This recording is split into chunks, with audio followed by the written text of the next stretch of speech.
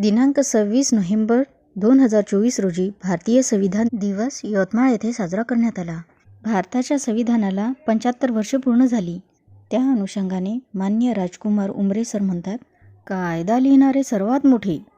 म्हणूनच म्हणतो राजे हो, ज्ञानाचा अथांग सागर म्हणजेच महामानव डॉक्टर बाबासाहेब आंबेडकर यांच्या प्रतिमेला पुष्पहार अर्पण करून विनम्र अभिवादन करण्यासाठी मी येतो. तुम्ही पण लवकरच या बरं का. कास्ट ट्राईब वन विभाग कर्मचारी संघटना वनवृत्त यवतमाळच्या वतीने भारतीय संविधान दिन साजरा करण्यात आला. तेव्हा यवतमाळ येथील संविधान चौकात जाऊन नंतर संघटनेच्या कार्यालयात जाऊन डॉक्टर बाबासाहेब आंबेडकरच्या प्रतिमेला पुष्पहार अर्पण करून विनम्र अभिवादन करताना संघटनेचे पदाधिकारी व सभासद माननीय राजकुमार उमरे उपाध्यक्ष महाराष्ट्र राज्य, माननीय सिद्धार्थ भवरे विभागीय अध्यक्ष अमरावती विभाग, माननीय ज्ञानेश्वर महेशकर अध्यक्ष यवतमाळ वनवृत्त, माननीय सुनील दातार सचिव यवतमाळ वनवृत्त, माननीय सुनील बोरकर अध्यक्ष माजी, माननीय आनंद भगत PSI माजी, माननीय डॉक्टर राजेंद्र जांभूळकर यवतमाळ, माननीय नितीन पाटील यवतमाळ, माननीय नारायण थूल, माननीय जनार्दन मनवर सचिव माजी, माननीय मृणालिनी दहीकर निवेदिका आकाशवाणी यवतमाळ, माननीय वनमाला राऊत अध्यक्ष वैद्यकीय विभाग यवतमाळ, माननीय सुषमा पाटील, माननीय बरकत जेवानी, माननीय सादिक पठाण, माननीय राहुल दांदे, माननीय बारीकराव खैरे. सदर कार्यक्रमाचे क्षणचित्र बघूया. आपला जो भारतीय संविधानाचं तर सर्वांसाठीच आहे.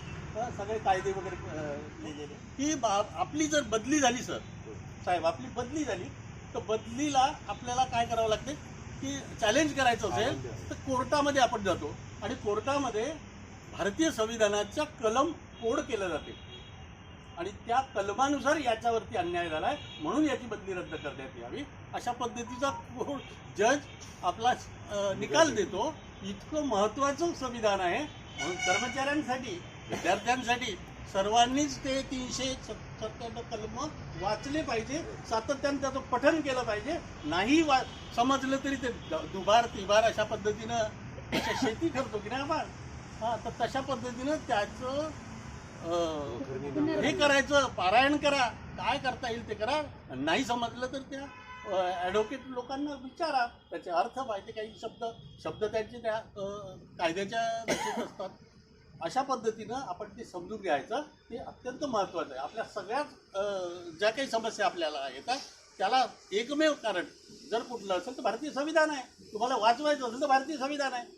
ज्या ज्या वेळेला तुमच्यावरती काही हे होत असेल, अडचणी निर्माण होत असेल तर भारतीय संविधान हे तुम्हाला वाचवते. इतकं महत्त्वाचं असल्यामुळे इतकं महत्त्वाचं आहे आणि त्यांना बाबासाहेबांना माहीत होतं की सामान्य माणसं तिथपर्यंत पोहोचत नाही म्हणून त्यांच्यापर्यंत न्याय देता आला पाहिजे, शेवटच्या घटकापर्यंत न्याय मिळाला पाहिजे. म्हणून भारतीय संविधानामध्ये सर्व घटक उपेक्षित घटकांचं मोठ्या प्रमाणात संरक्षण केलेलं आहे.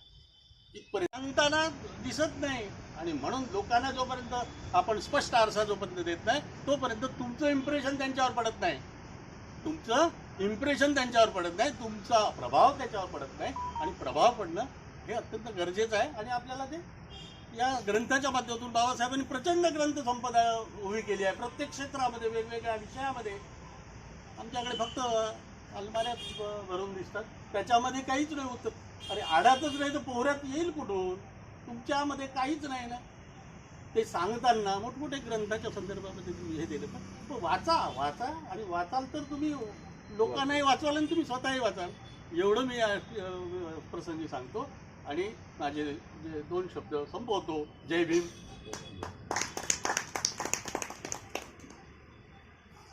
बोरकर साहेबांनी जे आपल्याला मार्गदर्शन केलं अतिशय अनमोल आहे हे आणि डोक्यात ठेवण्याला आहे. कारण समोरचे जे भवितव्य दिसत आहे आपल्याला ते फार कठीण आहे. कारण आपलं तर भागलं, संविधानामुळे आपलं भागलं, आपण इथपर्यंत सही सलामत आलो.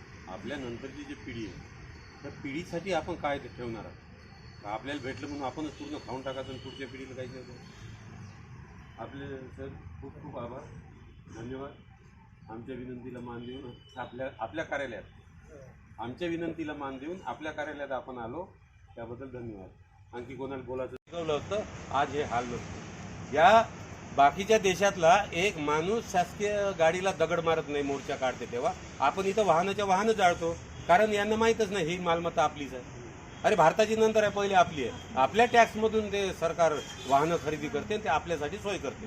म्हणजे आपण आपल्याच वाहनात बसतो ना, आणि जे काही खर्च येते त्याच्यासाठी तिकीट देतो. हे वाहनं आपण जाळतो. भारतीय संविधान जर शिकवलं असतं तर देशातला विद्यार्थी किंवा आपण सगळ्यांनी काय म्हटलं असतं, भारत माझ्यासाठी, मी भारत माझ्यासाठी. हे जेव्हा आपण बोलू तेव्हा कोणीतरी इस्टेटीचे नुकसान करेल का इथे? हे सगळं होत नाही. म्हणून आपण हे सगळे, आणि इथं जरी आपण सगळे एकत्र आहोत एका समाजाचे म्हणून, पण विचारानं आपण दुभंगलेले आहोत. इथे जर या शहरात विचार केला ना, एकच गठ्ठा मतदान केलं ना, आता इथं निवडणूक आहे, हे एकच मुद्दा सांगतो आणि थांबतो. एक गठ्ठा मतदान आहे आपलं, कुठंच काही जात नाही. एक लोक म्हणते तुम्ही एकट्याच्या भरोश्यावर येत नाही, अरे एकट्याच्या भरोश्यावर येत नाही तर काय? बाकीचे सगळे 18 पगड डिवाइड होते आणि हा गठ्ठा मतदान आहे. हा गठ्ठा मतदान जर एकावर आलं ना, आपण राज्य शासकीय जमात बनू शकतो. पण हा विचारच नाही करत आपण. जे आपल्या बाबासाहेबांनी विरोध केला तो म्हणे मी दरवाजेच का खिडक्या बंद केल्या, अजूनही आपण त्याच्याच मागा. म्हणून ही आपली परिस्थिती आहे. माझ्या विनंतीला मान देऊन आपण इथे आलात आणि संघटनेच्या कार्यालयात आपण सर्वानुमते भारतीय संविधान दिन साजरा केला. त्यामुळे सगळ्यांचे धन्यवाद. मी इथेच थांबतो. पुनश्च आभार. शब्द असा की महाकाव्य तुझ्या पायाजवळ घडून पडावी. तुझा शब्द असा की महाकाव्य तुझ्या पायाजवळ घडून पडावी. काठ्यांच्या संगीनी व्हाव्यात. तुझ्या श्वासानं डगमगली पृथ्वी आणि बघता बघता चौदार तळाली आग लागली. आणि बघता बघता चौदार तळाली आग लागली. तू झालास मूक समाजाचा नायक. तू झालास मूक समाजाचा नायक आणि तू घडवलास नवा इतिहास. तू घडवलास नवा इतिहास. डॉक्टर बाबासाहेब आंबेडकर की जय. डॉक्टर बाबासाहेब आंबेडकर की जय. भारतीय